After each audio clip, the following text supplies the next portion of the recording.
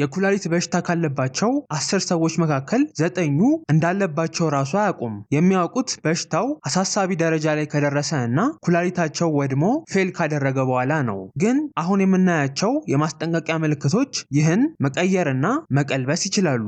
በዚህ ሰዓት ሰውነታችሁ ፍንጮችን እየላከላችሁ ይሆናል። ብዙ ሰዎች እንደ ተራ ነገር የሚቆጥሯቸውንና አሳሳቢ ነው ብለው የማይገምቷቸውን ፍንጮች እየነገራችሁ ነው። እነዚህ ጥቃቅን ፍንጮች የሰውነታችሁ የድረሱልኝ ጥሪዎች ናቸው። ልብ ልትሉት የሚገባው እውነታ የኩላሊት ፌል ማድረግ የመጨረሻ ደረጃ ላይ ካልደረሰ በቀር ራሱን በግልጽ አያጋልጥም። ይልቁንም ይህ ከመፈጠሩ በፊት በሹክሹክታ ይናገራል። የሚያሳዝነው ግን ብዙ ሰዎች ኩላሊታቸው የሚያሳያቸውን ጥቃቅን ለውጦች ችላ ይሉታል። ከረፈደ በኋላ ነው ከኩላሊት ጋር እንደሚገናኝ የሚረዱት። ጥሩ ዜና ግን እነዚህን የማስጠንቀቂያ ምልክቶች በጊዜ ካገኛችኋቸው ወይም የቅርባችሁ ሰው ላይ ካስተዋላችሁ አስቀድሞ በመጠንቀቅና ስር ሳይሰድ ቶሎ በመታከም አሊያም በማሳከም አስከፊ ጉዳቱን መቀልበስ ይቻላል። ስለዚህ በዚህ ቪዲዮ ኩላሊት ፌል ከማድረጉ በፊት የሚጠቁሟቸውን እያንዳንዱን ዋና ዋና የማስጠንቀቂያ ምልክቶችን እናያለን። እናም የምናየው በተርታ ሲሆን ከትንሹ ጀምረን ሰዓት እያለቀ መሆኑን እስከሚያሳዩ ድረስ እንመለከታለን። በመጨረሻም ምልክቶቹን ስትመለከቱ መጠንቀቅ ያለባችሁን አንድ ማሳሰቢያ እናያለን። ግን ወደ ማስጠንቀቂያ ምልክቶቹ ከመሄዳችን በፊት ስለ ኩላሊታችሁ ብዙ ሰዎች በትክክል የማይረዱት አንድ ነገርን ማጥራት አለብን። በመጀመሪያ ይህን ካልተረዳችሁ የማስጠንቀቂያ ምልክቶቹ ግራ ሊያጋባችሁ ይችላል። ብዙዎች ኩላሊትን እንደ ማጣሪያ ብቻ ነው የሚያስቡት። እርግጥ እውነት ነው። ከደማችሁ ውስጥ መርዛማ ነገሮችንና ቆሻሻዎችን በማጣራት በሽንት መልክ ያስወግዳችኋል። ግን ይህ አንዱ ስራው ብቻ ነው። ኩላሊታችሁ ሰውነታችሁ ውስጥ ያሉትን የጨው፣ የፖታሺየም እና የሌሎች ኤሌክትሮላይቶችን መጠንም ይቆጣጠራሉ። ከዚህ በተጨማሪም በደማችሁ ውስጥ ያለውን የአሲድ መጠን ያመጣጥናሉ። ሰውነታችሁ ኦክሲጅንን በብቃት እንዲሸከም የሚያስችለውን ሁኔታ ለመፍጠር ያግዛሉ። ምን ይሄ ብቻ፣ የደም ግፊታችሁን ለመቆጣጠር ቀጥተኛ ሚና ይጫወታሉ። የሄሞግሎቢን መጠናችሁንም በመቆጣጠር የአጥንቶቻችሁ ጤና የተጠበቀ እንዲሆን ያደርጋሉ። ስለዚህ ኩላሊታችሁ ችግር ውስጥ ሲገባ ሁሉም ነገር ሊባል በሚቻል መልኩ መናጋት ይጀምራል። ለዛም ነው የማስጠንቀቂያ ምልክቶቹ ብዙዎች በፍጹም የማይጠብቁት ቦታዎች የሚከሰቱት። እንደውም የመጀመሪያውን የማስጠንቀቂያ ምልክት ብዙ ሰዎች በየቀኑ ያዩታል፣ ግን እንደዛም ሆኖ ችላ ይሉታል። ሽንታችሁ ላይ አንዳንድ ለውጦችን መመልከት። ይህ ምልክት ስለ ኩላሊታችሁ ጤና ወሳኝ አመላካች ነው። የሚያሳዝነው ግን ብዙዎች አያስተውሉትም። ቢያስተውሉት ራሱ ችግር ያለ አይመስላቸውም። ስለዚህ እነዚህ ለውጦች በጥንቃቄ ተመልከቱ። የመጀመሪያው አረፋ፣ በሰከንዶች የሚጠፋ ጥቂት አረፋን ሳይሆን ውሃ ካፈሰሳችሁበት በኋላ ራሱ የማይጠፋና የሚቆይ አረፋ።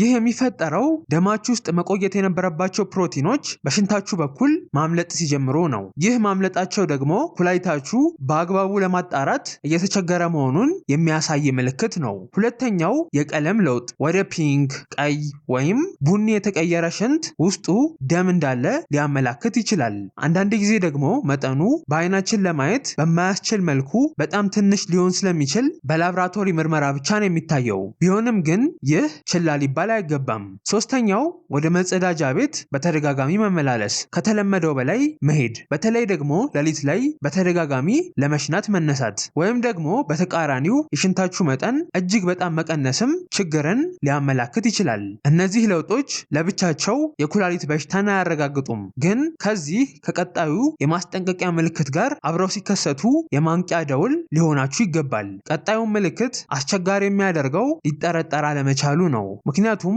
ብዙዎች ረጅም ሰዓት በመቆም በክብደት መጨመር ወይም በእድሜ ያሳብቡታል። የማጠራጥሯቸው ቦታዎች ላይ የሰውነት እብጠት፣ ጫማዎቻችሁ ባልተለመደ ሁኔታ ሲጠባችሁ ታስተውላላችሁ። ካልሲያችሁ ቆዳችሁ ላይ እንደዚህ ያለ የማጎድጎድ ምልክትን ይተውባችኋል። የዚህ ምክንያቱ እግርና ቁርጭምጭሚታችሁ እያበጠ መምጣቱ ነው። ከዚህ በተጨማሪም ጠዋት ላይ የእጅ ማበጥ እና ከእንቅልፋችሁ ስትነሱ ደግሞ አይኖቻችሁ አካባቢ ማበጥ። ይህ ብዙዎች የክብደት መጨመር ሊመስላቸው ይችላል፣ ግን እየተፈጠረ ያለው ነገር ይህ ነው። ኩላሊታችሁ ሰውነታችሁ ውስጥ የሚገኙ ፈሳሾችን የማመጣጠን ኃላፊነት አለባቸው። ይህን ስራቸውን መስራት ሲያቅታቸው ፈሳሽ መጠራቀም የሌለበት ቦታ መጠራቀም ይጀምራል። ሰውነታችሁ ደግሞ የት ቦታ እንደተጠራቀመ በማበጥ ያሳያችኋል። በተለይ እብጠቱን ስትጫኑት እዛው ሰርጉዶ የሚቀር ከሆነ የፈሳሽ የፈሳሽ መጠራቀምን ያሳያል።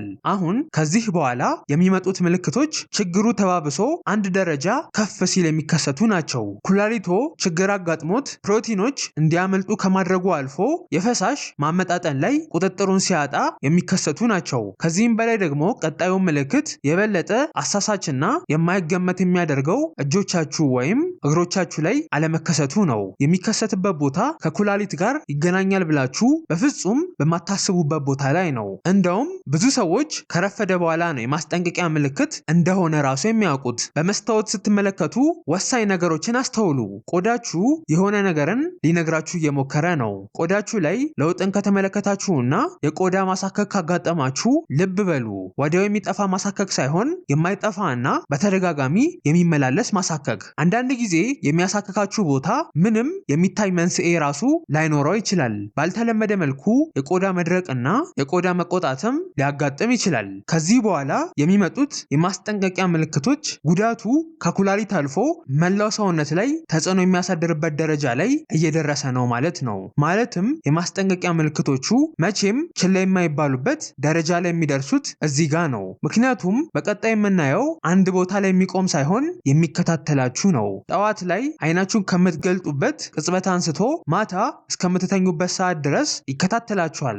አብዛኛው ሰው ደግሞ ይህን ምልክት ሌሎች ነገሮች ላይ በማሳበብ ዓመታትን ያሳልፋሉ።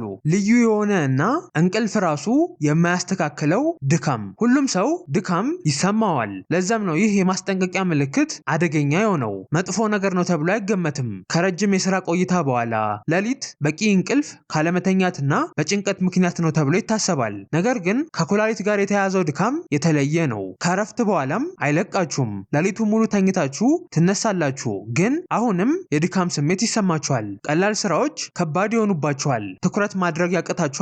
የኃይል እጥረት ያጋጥማችኋል። የኩላሊት በሽታን በፍጥነት ስር እንዲሰድ የሚያደርገው ብዙ ሰዎች ይህ ድካም ከኩላሊት ጋር ይገናኛል ብለው አለማሰባቸው ነው። አሁን ላይ ተባብሶ የኩላሊት ችግሩ እዚህ ደረጃ ላይ ከደረሰ መዘዙ ከተራ ምቾት መነሳት እያለፈ እና ወደ መጥፎ ሁኔታ እያመራ ነው ማለት ነው። እስካሁን ካየናቸው ከሁሉም እንግዳውና ግራ አጋቢው የማስጠንቀቂያ ምልክት ይህ ቀጣዩ ነው። ምክንያቱም ከሌሎቹ ምልክቶች በተለየ መልኩ ይህኛውን ብዙን ጊዜ ከእናንተ በፊት ሌላ ሰው ነው እናንተ ላይ የሚያስተውለው። የአፋችሁ ጣዕም መቀየር፣ መጥፎ የአፍ ሽታ እና የምግብ ፍላጎት መቀነስ። የምትወዱት ምግብ ጣዕሙ እንደ በፊቱ መሆን ያቆማል። ከዚህ በተጨማሪም የምትመገቡት መጠን እየቀነሰ ይመጣል። ይህ ደግሞ በጊዜ ሂደት የክብደት መቀነስን ያስከትላል። ሌላው አንዳንድ ሰዎች አፋቸው ውስጥ ብረት ብረት የማለት ጣዕም ይሰማቸዋል። ሌሎች ደግሞ የማይጠፋ መጥፎ የአፍ ሽታ ወይም ትንፋሽ ያጋጥማቸዋል። እስከዚህ ድረስ ያየናቸው ኩላሊታችሁ ችግር ሲገጥመው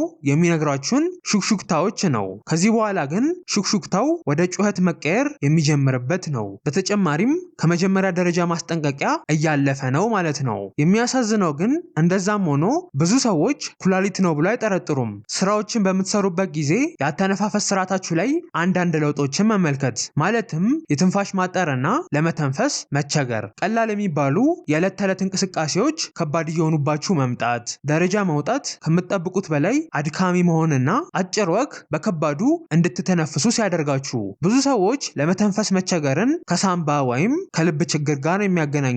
እርግጥ ትክክል ናቸው፣ ይገናኛል። ነገር ግን በስፋት የማይታወቀው ነገር በኩላሊት መስተጓጎል ምክንያት የሚጠራቀመው ፈሳሽ ሳምባዎች አካባቢ ሊጠራቀም መቻሉ ነው። ውጤቱም እየተባባሰ የሚሄድ የትንፋሽ ማጠርን ያመጣል። አሁን ያየነው ይህ ምልክት አሳሳቢ ቢሆንም ይህ የመጨረሻው የማስጠንቀቂያ ምልክት ግን ብዙ ሰዎችን የሚያጠቃ እና እያጠቃ የሚገኝ ነው። በዓለም አቀፍ ደረጃ በሚሊዮን የሚቆጠሩ ሰዎች ሳያውቁት ተጠቅተውበት በድብቅ ከውስጥ ሆኖ ኩላሊታቸውን እያወደመባቸው ነው። ስለ ድብቅነቱ ልታውቁ ትችላላችሁ። ስለዚህ ነገሩ ግን ብዙ አልተነገረም። የተደበቀ ግንኙነት ያለው ዝምተኛው ገዳይ ከፍተኛ የደም ግፊት። ከፍተኛ የደም ግፊት ዝምተኛ ገዳይ እንደሆነ የታወቀ ነው። ግን ብዙ ሰዎች ያላወቁት ነገሩ ይህ ነው። ኩላሊታችሁ የደም ግፊትን መቆጣጠር ላይ ቀጥተኛ ጣልቃ ገብነት አለው። ኩላሊታችሁ ይህን የሚያደርገው የፈሳሽ መጠንንና የደም ግፊት እንዲረጋጋ የሚያደርጉ አንዳንድ ሆርሞኖችን በመቆጣጠር ነው። ታዲያ ኩላሊት ይህን ስራ መስራት ሲያቅተው የደም ግፊት መጨመር ይጀምራል። ግን አደገኛው ፓርት ይህ ነው። እዚህ ላይ አያቆምም። ምክንያቱም ከፍተኛ የደም ግፊት ደግሞ ተመልሶ በተጠናከረ መልኩ ኩላሊትን ያወድመዋል። ለዛም ነው ዶክተሮች የኩላሊት ጤናን ሲመረምሩ የደም የደም ግፊትን ቼክ የሚያደርጉት። አሁን ላይ አንድ ማወቅ ያለባችሁ ወሳኝ ነገር አለ። ብዙ ሰዎች አንድ ጠዋት ላይ ተነስተው አይደለም በድንገት ኩላሊታቸው ፌል እያደረገ እንደሆነ የሚያውቁት። የማስጠንቀቂያ ምልክቶቹ ብዙን ጊዜ የሚመጡት አንድ በአንድ ነው። ትንሽ እብጠት፣ ትንሽ ድካም፣ መጸዳጃ ቤት ውስጥ ትንሽ ለውጥ፣ የማያቆም ማሳከክ እያለ እየተባባሰ ይመጣል። ስለዚህ ማድረግ ያለባችሁ ከነዚህ ምልክቶች ውስጥ አንድ ወይም ሁለት ከተመለከታችሁ ትኩረት ልትሰጡ ይገባል። ከሶስት ካለፈ እና ከዛ በላይ ከሆነ ግን ልትጠራጠሩ እና ተገቢውን እርምጃ እና ምርመራ ልታደርጉ ይገባል። በተጨማሪም ይህን ቪዲዮ ለምታውቋቸው ሰዎች በማጋራት ብዙ ሰዎችን መታደግና ማስጠንቀቅ ትችላላችሁ።